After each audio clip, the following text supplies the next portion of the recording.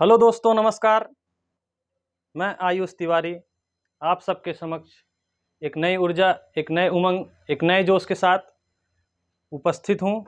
आशा करता हूँ मित्रों, आप सब स्वस्थ, मस्त और ज़बरदस्त होंगे और अपने पठन पाठन कार्य को क्रमबद्ध तरीके से यथावत कर रहे होंगे। मित्रों, हम कल आपके लिए एक सूचना के माध्यम से आपको एक वीडियो अवगत कराए थे। वो वीडियो आज ही सुबह 9 बजे डली थी, जिसमें हमने बोला था कि आज से ही हम आपको वीडियो प्रोवाइड करना शुरू कर देंगे। मित्रों, कल थोड़ा टेक्निकल इशू होने के कारण मैं वीडियो नहीं डाल पाया था। वीडियो मैंने रात में ही बनाई थी और मैं सोचा था रात में ही डाल दूंगा, लेकिन कुछ इशू होने के कारण मैं नहीं डाल पाया। उसके लिए माफ़ी चाहता हूँ। और दोस्तों, आज मैं आपसे जिस मुद्दे पे बात करने वाला हूँ, वो मुद्दा कहिए या जिस सब्जेक्ट में मैं बात करने वाला हूँ वो हिंदी है। हम जैसे कि कल आपको अवगत कराए थे कि मैं अब अनवरत एक एक क्लास, एक हिंदी की और एक स्टैटिक जीके की, रोज एक एक वीडियो आप सबको प्रोवाइड कराऊंगा। उसी कड़ी में दोस्तों, मैं आज आप सबके सामने वर्णमाला की इस स्लाइड के माध्यम से पूरी संपूर्ण क्लास को समेटने की कोशिश करूंगा और आशा ही नहीं, मैं विश्वास ही दिलाना चाहूंगा आपको कि इस स्लाइड के इर्द गिर्द ही सब क्वेश्चन आपके एग्जाम के टहलेंगे। मैं इसी उम्मीद से इस स्लाइड को इतने मेहनत और अच्छे तरीके से तैयार किया हूं कि इस स्लाइड के बाहर कोई क्वेश्चन ना जाए। तो दोस्तों, आइए एक बार हम शुरू करते हैं। आप हमारे चैनल से जुड़िए और नए हो तो चैनल को सब्सक्राइब करिए, लाइक करिए, शेयर करिए और भारी से भारी मात्रा में अपने प्यार को हमारे ऊपर प्रदान करिए। तो दोस्तों, आइए शुरू करते हैं। वर्णमाला की हमने चार, अगर आप किसी को पूरे अच्छे तरीके से पूरे संपूर्ण जीरो से पूरा बढ़िया से पढ़ना हो तो वर्णमाला की हमने 4 वीडियो आपको दी है। आप जाके उसको देख लीजिए, और अगर वो नहीं देखेंगे आपका इसी से काम चल जाएगा। तो आइए शुरू करते हैं दोस्तों। वर्णमाला में हमने पहले लिखा है स्वर। स्वरों की संख्या कितनी होती है? 11 स्वर। अब यहां हम पेपर में थोड़ी आएगा कि स्वर व्यंजन ये वो, आपसे इससे कोई मतलब नहीं है। आपको स्वर कितने होते हैं? 11 होते हैं। स्वर स्वतंत्र होते हैं, ठीक ना दोस्तों? स्वर स्वतंत्र होते हैं। व्यंजन कुल 33 होते हैं। व्यंजन कितने होते हैं? 33। अगली पॉइंट है अयोगवाह। अंग आह को अयोगवाह कहते हैं। अंग आह को अयोगवाह वर्ड कहते हैं। पेपर में आप प्रीवियस ईयर क्वेश्चन पेपर उठा के देखिएगा, पूरा पेपर आप देखेंगे ना, इसी स्लाइड के माध्यम से जितना क्वेश्चन पूछा होगा इसी स्लाइड के माध्यम से आप सबको मिल जाएगा। चलिए दोस्तों, अब नेक्स्ट है संयुक्त स्वर। संयुक्त स्वर ए ऐ ओ औ। संयुक्त स्वर कितने होते हैं? 4। ए ऐ ओ औ कितने? 4। फिर आइए संयुक्त व्यंजन। संयुक्त व्यंजन कितने होते हैं? 4। संयुक्त स्वर कितने होते हैं? 4। संयुक्त व्यंजन कितने होते हैं? 4। छत्रज्ञस्र, छत्रज्ञस्र, छत्रज्ञस्र। मेरे साथ से 3-4 बार बोलिए आप, छत्रज्ञस्र, छत्रज्ञस्र। आप सबको कंठस्थ हो जाएगा। फिर नेक्स्ट देखिए सर दोस्तों, अर्धस्वर। अर्धस्वर, य और व को अर्धस्वर कहते हैं। य और व को अर्धस्वर कहते हैं। अब आइए नेक्स्ट, उच्छिप्त वर्ड या उच्छिप्त व्यंजन भी कहते हैं, या ताड़नजात व्यंजन के नाम से आता है, ठीक है ना दोस्तों? या विकसित व्यंजन के या विकसित वर्ड के नाम से आएगा, ठीक है? तो उसे ड, इसको क्या बोलते हैं? उच्छिप्त वर्ड या उच्छिप्त व्यंजन, ताड़नजात या विकसित व्यंजन, ठीक है ना दोस्तों? अब आइए काकल्य वर्ड या काकल्य व्यंजन। तो काकल्य किसे कहते हैं? ह को। नेक्स्ट लुंठित या प्रकंपित। लुंठित या प्रकंपित या वर्तस्य, इसको कहते हैं र को। नेक्स्ट है पार्श्विक व्यंजन या पार्श्विक वर्ण आएगा या पार्श्विक व्यंजन। हम यहाँ वर्ण लिखे हैं, आप वर्ण के ऑब्लिक करके ये भी लिख सकते हैं व्यंजन। ठीक ना दोस्तों, आप वर्ण बोले या व्यंजन बोले, पेपर में आपसे या वर्ण करके आएगा या व्यंजन करके आएगा, तो आप ऐसे ही करिएगा। लुंठित या प्रकंपित हो गया र और पार्श्विक हो गया ल। फिर अब आइए स्वर। स्वरों में देखिए ह्रस्व स्वर, स्वरों में देखिए ह्रस्व स्वर। छोटा आ ई री, छोटा आ ई उ री, छोटा आ ई उ री, ये क्या है? ह्रस्व स्वर। दीर्घ स्वर, दीर्घ स्वर में बड़ा आ, बड़ी ई, बड़ा उ, ए ऐ ओ औ, बड़ा आ, बड़ी ई, बड़ी उ, ए ऐ ओ औ, ये क्या है दोस्तों? दीर्घ स्वर। प्लुत स्वर ओम। अब आइए नेक्स्ट है अग्र स्वर। ये अग्र स्वर जो है ये जिह्वा के आधार पे है। ठीक ना दोस्तों, हमने अपने पिछली वाली वीडियो में बताया है, आप जाइए देखिएगा, उसमें पूरे विस्तृत तरीके से बताया है। तो अग्र स्वर किसे कहते हैं, ये देख रहे हैं ना, इसको पहचानने की आपको ट्रिक बता रहे हैं। ये आगे की तरफ लुढ़का रहेगा, देख रहे हैं ना दोस्तों, आगे की तरफ लुढ़का हुआ रहेगा, तो इन्हीं को बोलते हैं अग्र स्वर। ठीक, अब नेक्स्ट है मध्य स्वर। मध्य स्वर में छोटा आ, मध्य स्वर में छोटा आ, मध्य स्वर में छोटा आ। ठीक है ना दोस्तों। अब नेक्स्ट है पश्च स्वर। नेक्स्ट है पश्च स्वर।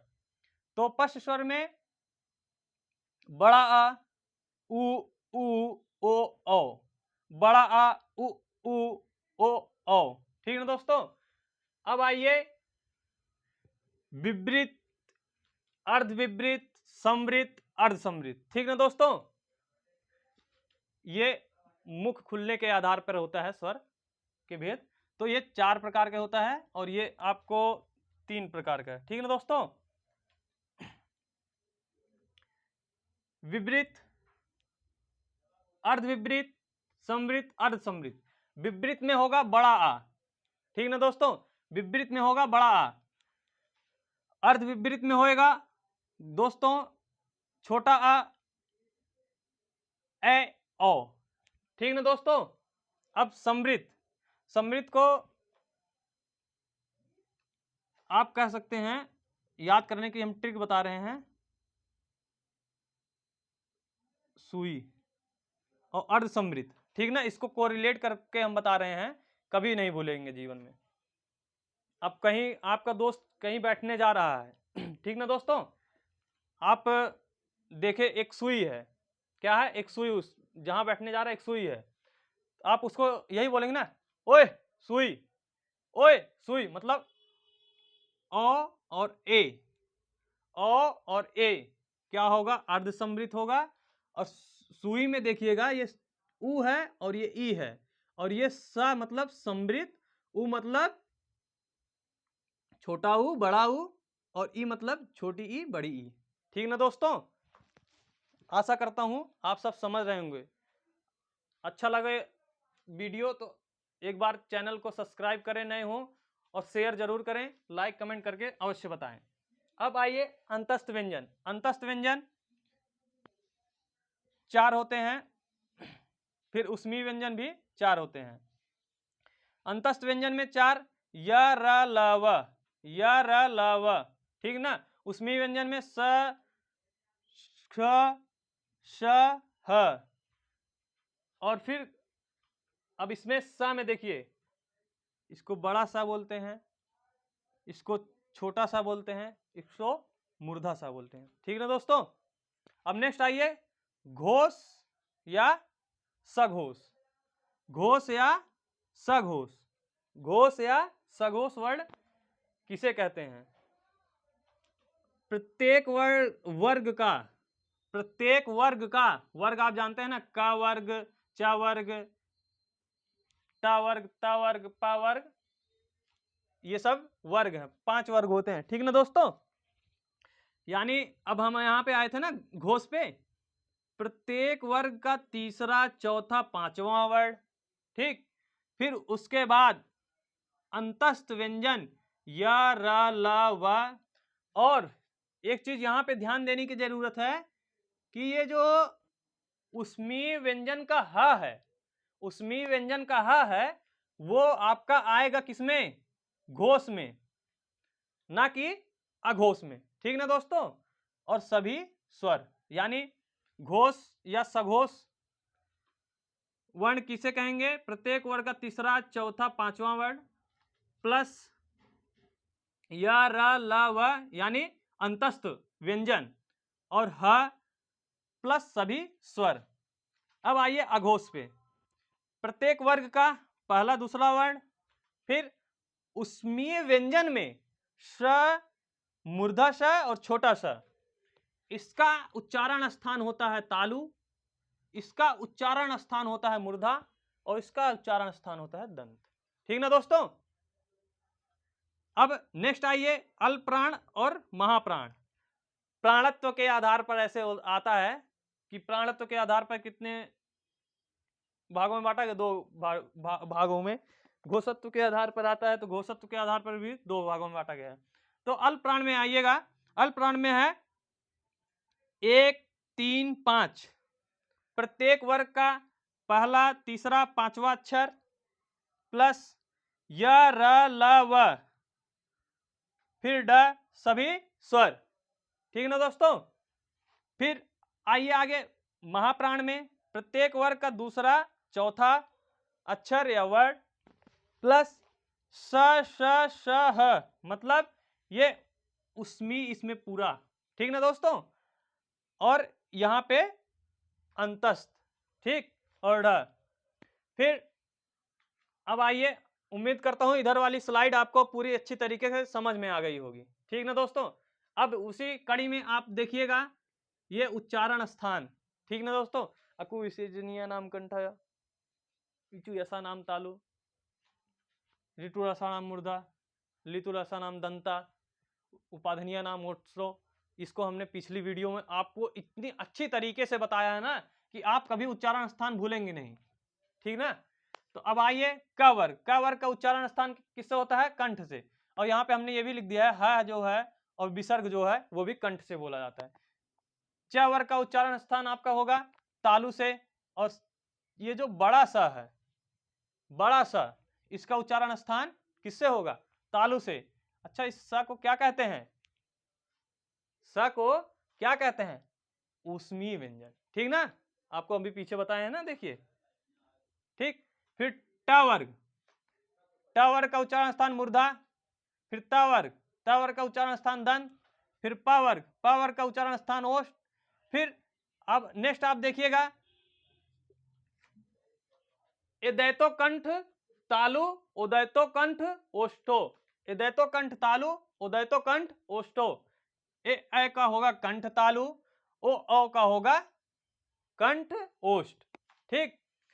अब एक प्रश्न ये आता है कि उदित, वर्गीय या स्पर्श संघर्षी व्यंजन किसे कहते हैं।